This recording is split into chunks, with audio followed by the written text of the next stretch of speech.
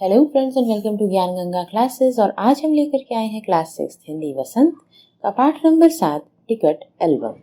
ये कहानी सुंदरा रामास्वामी के द्वारा लिखी तमिल की कहानी है जिसका हिंदी अनुवाद सुमित अय्यर ने किया है। और आज हम ये कहानी पढ़ करके इसके बारे में जानेंगे, इस कहानी में क्या होता है और करेंगे कुछ शब्द अर्थ और साथ ही करेंगे प्रश्न उत्तर। चलिए शुरू करते हैं।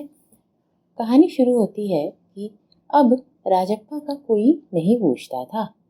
अब राजप्पा एक राजप्पा लड़का था, उसको कोई नहीं पूछता था। आजकल सबके सब नजर नागराजन के घिरे रहते थे। नागराजन हमारा दूसरा मेन किरदार है। नागराजन घमंडी हो गया है। राजप्पा सारे लड़कों को कहता फिरता था, पर लड़के भला कहाँ उसकी बातों पर ध्यान देते। नागार्जुन के मामा जी ने सिंगापुर से एक एल्बम भिजवाया था, वह लड़कों को दिखाया करता था। ये था उसका कारण कि वो क्यों सब लोग उसको घेरे रहते थे, क्योंकि नागार्जुन के पास एक सिंगापुर से आया हुआ एल्बम था। सुबह पहली घंटी के बजने तक सभी लड़के नागार्जुन को घेर कर एल्बम देखा करते। आधी छुट्टी के वक्त भी उसके पास लड़कों का जमघट लगा रहता। जमघट यानी घेरा। कई लोग टोलियों में उसके घर तक आए। नागार्जुन शांतिपूर्वक सभी को अपना एल्बम दिखाता, पर किसी को हाथ नहीं लगाने देता। एल्बम को गोद में रख लेता और एक एक पन्ना पलटता। लड़के बस देखकर खुश हो जाते। और तो और कक्षा की लड़कियां भी इस एल्बम को देखने के लिए उत्सुक थी। पार्वती लड़कियों की अगुआ बनी और एल्बम मांगने आई।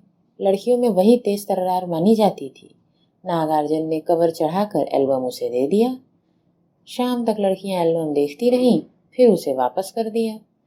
अब राजप्पा ने के एल्बम को कोई नहीं पूछने वाला था। हमें क्या पता चला कि राजप्पा के पास भी एक एल्बम था, पर उसे कोई नहीं पूछता था। वाकई उसकी शान अब घट गई थी। राजप्पा के एल्बम की लड़कों में काफी तारीफ थी। मधुमक्खी की तरह उसने एक एक करके टिकट जमा किए थे। उसे तो बस यह एक ही धुन सवार थी। सुबह 8 बजे वह घर से निकल पड़ता। टिकट जमा करने वाले सारे लड़कों के चक्कर लगाता। 2 ऑस्ट्रेलिया के बदले एक फिनलैंड का टिकट लेता, 2 पाकिस्तान के बदले एक रूस का। बस शाम हुई जैसे ही घर लौटता, बस्ता कोने में पटकता और अम्मा से चबेना लेकर निक्कर की जेब में भर लेता। चबेना यानी कुछ खाने के लिए भुने हुए चने या कुछ ऐसे ही। और खड़े खड़े कॉफी पीकर निकल जाता। 4 मील दूर अपने दोस्त के घर से कनाडा का टिकट लेने पगडंडियों से होकर भागता। स्कूल भर में उसका एल्बम सबसे बड़ा था। सरपंच के लड़के ने उसके एल्बम को 25 रुपए में खरीदना चाहा था, पर राजप्पा नहीं माना। घमंडी कहीं का। राजप्पा बड़बड़ाया था। फिर उसने तीखा जवाब दिया था, तुम्हारे घर में जो प्यारी बच्ची है ना, उसे दे दो ना 30 रुपए में। सारे लड़के ठहाका मारकर हंस पड़े थे। पर अब कोई उसके एल्बम की बात तक नहीं करता। और तो और अब उसके एल्बम की तुलना नागार्जुन के एल्बम से करने लगे हैं। सब कहते हैं कि राजप्पा का एल्बम फिसड्डी है, पर राजप्पा ने नागार्जुन के एल्बम को देखने की इच्छा कभी नहीं प्रकट की। उसने आज तक भी नहीं देखा। लेकिन जब दूसरे लड़के उसे देख रहे होते तो वह नीची आंखों से देख लेता था। सचमुच नागार्जुन का एल्बम बेहद प्यारा था, पर राजप्पा के पास जितने टिकट थे उतने नागार्जुन के एल्बम में नहीं थे। पर खुद उसका एल्बम ही कितना प्यारा था, उसे छू लेना ही कितनी कोई बड़ी बात नहीं थी। इस तरह का एल्बम यहाँ थोड़ी मिलेगा। एल्बम के पहले पृष्ठ पर मोती जैसे अक्षरों में उसके मामा ने लिख भेजा था, A.M. नार। इस एल्बम को चुराने वाला बेशर्म है। ऊपर लिखे नाम को कभी देखा है? यह एल्बम मेरा है। जब तक घास हरी है और कमल लाल, सूरज जब तक पूर्व से उगे और पश्चिम में छिपे, उस अनंत काल तक ये एल्बम मेरा है और रहेगा। लड़कों ने इसे अपने एल्बम में उतार लिया। लड़कियों ने झट कॉपियों किताबों में टीप लिया। तुम लोग यह नकल क्यों करते हो, नकलची कहीं के। राजप्पा ने लड़कों को घुड़की दी। सब चुप रहे, पर कृष्णन से नहीं रहा गया। जा जा, जलता है ईर्ष्यालु कहीं का। मैं काहे को जलूं? जले तेरे खानदान। मेरा एल्बम उसके एल्बम से कहीं बड़ा है। राजप्पा ने शान बघारी। अरे उसके पास जो टिकट है वो है कहीं तेरे पास? सब क्यों? बस एक इंडोनेशिया का टिकट दिखा दो। अरे पानी भरोगे? हाँ, कृष्णन ने छेड़ा। पर मेरे पास जो टिकट है वह कहाँ है उसके पास? राजप्पा ने फिर ललकारा। उसके पास जो टिकट है वही दिखा दो। कृष्णन भी कम नहीं था। ठीक है, 10 रुपए की शर्त, मेरे वाले टिकट दिखा दो। तुम्हारा एल्बम कूड़ा है, कृष्णन ने चीखा। हाँ हाँ कूड़ा, लड़के जैसे कोरस में गाने लगे। राजप्पा को लगा अब अपने अपने एल्बम के बारे में बात करना फालतू है। उसने कितनी मेहनत और लगन से टिकट बटोरे हैं। सिंगापुर से आए इस एक पार्सल ने नागार्जुन को एक ही दिन में मशहूर कर दिया। पर दोनों में कितना अंतर है, ये लड़के क्या समझेंगे? राजप्पा मन ही मन कुढ़ रहा था। स्कूल जाना अब खलने लगा था। मतलब उसको स्कूल जाना बुरा लगता था, क्योंकि वहां तो उसकी सब लोग कोई खिल्ली उड़ाता था, कोई उससे बात नहीं करता था, कोई दोस्ती नहीं करता था। अब लड़कों ने समझा कि सामने जाने में शर्म आने लगी उसे। आम तौर पर शनिवार और रविवार को टिकट की खोज में लगा रहता, परंतु अब घर में ही घुसा हो गया था। दिन में कई बार एल्बम को पलटता रहता, रात को लेट जाता, सहसा जाने क्या सोचकर उठता, ट्रंक खोलकर एल्बम निकालता और एक बार पूरा देख जाता। उसे एल्बम से चिढ़ होने लगी थी। उसे लगा एल्बम वाकई कूड़ा हो गया है। उस दिन शाम उसने जैसे तय कर लिया था, वह नागार्जुन के घर गया। अब कोई जितना अपमान सहे, नागार्जुन के हाथ अचानक एक एल्बम लगा है, बस यही ना। वह क्या जाने टिकट कैसे जमा किए जाते हैं, एक एक टिकट की क्या कीमत होती है, वह भला क्या समझे। ऐसा राजप्पा सोच रहा था। सोचता होगा टिकट जितना बड़ा होगा वो उतनी ही कीमत का होगा, या फिर सोचता होगा बड़े देश का टिकट कीमती होगा, वह भला क्या समझे। उसके पास जितने भी फालतू टिकट हैं उन्हें टरका कर उससे अच्छे टिकट झाड़ लेगा, ये इसने सोचा था।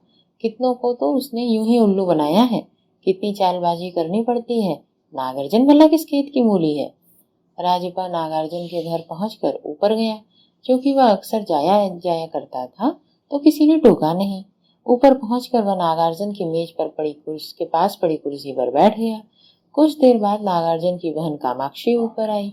भैया शहर गया है। अरे हाँ, तुमने भैया का एल्बम देखा? उसने पूछा। राजप्पा को हाँ कहने में हेकड़ी हो रही थी तो उसने बस कहा।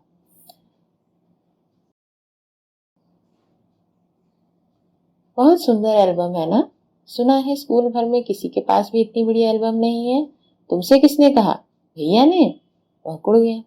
बड़े से क्या मतलब हुआ? आकार में बड़ा हुआ तो एल्बम बड़ा हो गया? उसकी चिड़चिड़ाहट साफ थी।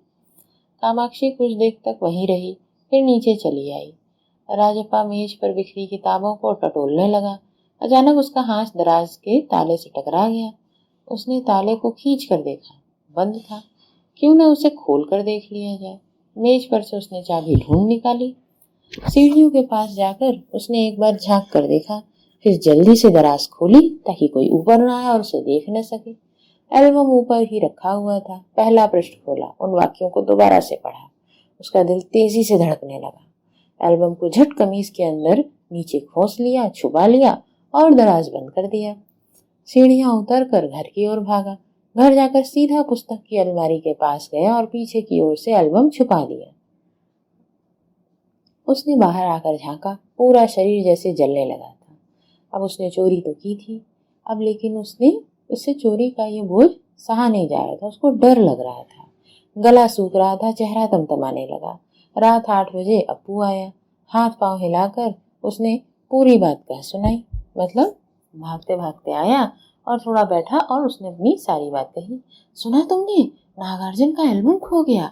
हम दोनों शहर गए हुए थे, लौट कर देखा तो एल्बम गायब। राजप्पा चुप रहा। उसने अप्पू को किसी तरह टाला। उसके जाते ही उसने झट कमरे में दरवाजा भिड़ा लिया और अलमारी के पीछे से एल्बम निकाल कर देखा। उसे फिर छिपा दिया। डर था कहीं कोई और न देख ले। रात में खाना नहीं खाया, पेट जैसे भरा हुआ था, क्योंकि वो बहुत ही चिंता में था। सारा घर चिंतित हो गया। उसका चेहरा भयानक हो गया था। रात उसने सोने की कोशिश की पर नींद नहीं आई।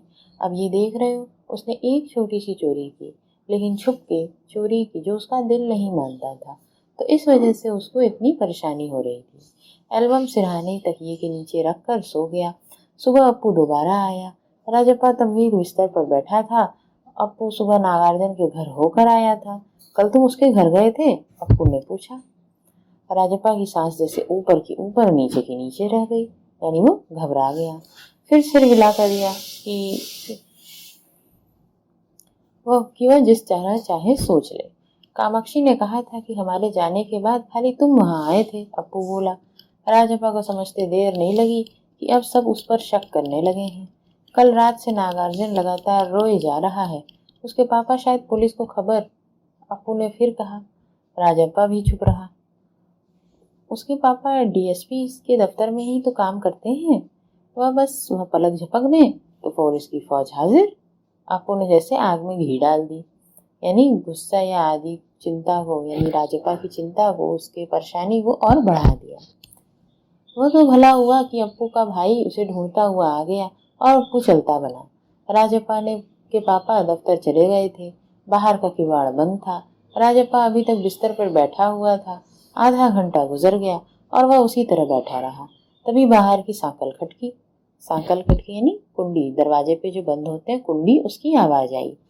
पुलिस? राजप्पा बुदबुदाया। भीतर सांकल लगी थी। दरवाजा खटकने की आवाज तेज हो गई। राजप्पा के तकिए के नीचे से एल्बम उठाया और ऊपर भागा। अलमारी के पीछे छिपा दे। नहीं, अगर पुलिस तलाश लेगी तो पकड़ा जाएगा। एल्बम को कमीज के नीचे छुपाकर वह नीचे आया। बाहर का दरवाजा अब भी बज रहा था। कौन है? अरे दरवाजा क्यों नहीं खोलता? अम्मा भीतर से चिल्लाई। थोड़ी देर और हुई तो अम्मा खुद ही उठकर चली आएंगी। यह सोचकर राजप्पा पिछवाड़े की ओर भागा। जल्दी से बाथरूम में घुसकर दरवाजा बंद किया। अम्मा ने अंगीठी पर गर्म पानी की देगची चढ़ा रखी थी। गर्म पानी करने के लिए देगची यानी एक बर्तन चढ़ा रखा था। उसने एल्बम को अंगीठी में डाल दिया। एल्बम जलने लगा। कितने प्यारे टिकट थे। राजप्पा की आंख में आंसू आ गए। और तभी अम्मा की आवाज आई, जल्दी से आ तो नहा कर, नागार्जुन तुझे ढूंढता हुआ आया है। राजप्पा ने निक्कर उतार ली, गीला तौलिया लपेट लिया और बाहर आ गया। कपड़े बदल कर वह ऊपर आ गया। नागार्जुन कुर्सी पर बैठा हुआ था।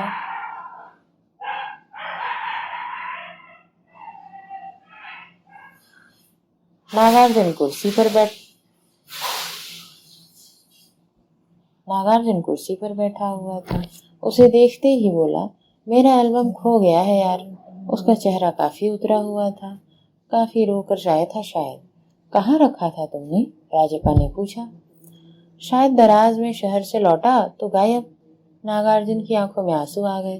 राजप्पा से चेहरा बचाकर उसने आंखें पोंछ ली। रो मत यार, राजप्पा ने उसे पुचकारा। वह फफक कर रो दिया। राजप्पा झट नीचे उतर कर गया। 1 मिनट में वह ऊपर नागार्जुन के सामने। उसके हाथ में उसका अपना एल्बम था। लो, यह मेरा एल्बम देख लो, अब इसे तुम रख लो। ऐसे क्यों देख रहे हो? मजाक नहीं कर रहा हूँ, सच कह रहा हूँ, इसे अब रख लो। बहला रहे हो यार। नागार्जुन को जैसे यकीन ही नहीं हुआ। नहीं यार, सचमुच तुमको दे रहा हूँ, रख लो। राजप्पा भला अपना एल्बम उसे दे दे, यह कैसा चमत्कार है। बहुत बहुत धन्यवाद, मैं घर चलूं? नागार्जुन सीढ़ियां उतरने लगा। सुनो राजप्पा ने पुकारा। नागार्जुन ने उसे पलट कर देखा। एल्बम दे दो, मैं आज रात भी जी भर कर देखना चाहता हूँ, कल सुबह तुम्हें दे जाऊंगा। ठीक है। नागार्जुन ने उसे एल्बम लौटा दी और चला गया। राजप्पा ऊपर गया। उसने दरवाजा बंद कर लिया और एल्बम को छाती से लगाकर फूट फूट कर रो दिया। तो देखा दोस्तों, उसने भले चोरी की, लेकिन उसने अपनी उस चोरी का पछतावा हुआ और उसने उसके लिए अपनी एल्बम उसको दे दी। तो चलिए अब करते हैं इसके कुछ सवाल जवाब। नागार्जुन ने एल्बम के मुख्य पृष्ठ पर क्या लिखा और क्यों? इसका असर कक्षा के दूसरे लड़के लड़कियों पर क्या पड़ा? नागार्जुन ने एल्बम के मुख्य पृष्ठ पर मोती के अक्षरों से AM नागराजन लिखा था। नागराजन ने इस एल्बम को देख कक्षा के बाकी लड़के लड़कियां भी अपनी कलम में ज्यों की त्यों छाप लिया। बच्चों को लगा जैसे नागार्जुन की एल्बम लिखा हुआ है, उन्हें भी वैसे ही लिखना चाहिए, इसलिए सभी बच्चों ने एल्बम पर वैसे ही अक्षर लिख दिए। नागार्जुन की एल्बम हिट हो जाने पर राजप्पा के मन की क्या दशा हुई। नागार्जुन की एल्बम हिट होने की वजह से राजप्पा बहुत दुखी हो गया, क्योंकि कक्षा के लड़के उसकी एल्बम को कूड़ा कहने लगे। राजप्पा मन ही मन कुढ़ने लगा। पहले वह घर से बाहर भी निकल जाता था, लेकिन अब घर में ही निकल रहने लगा। अब उसे रात भर नींद नहीं आती। नागार्जुन की एल्बम हिट होने की वजह से राजप्पा अपने आप में बहुत शर्मिंदगी महसूस करता था।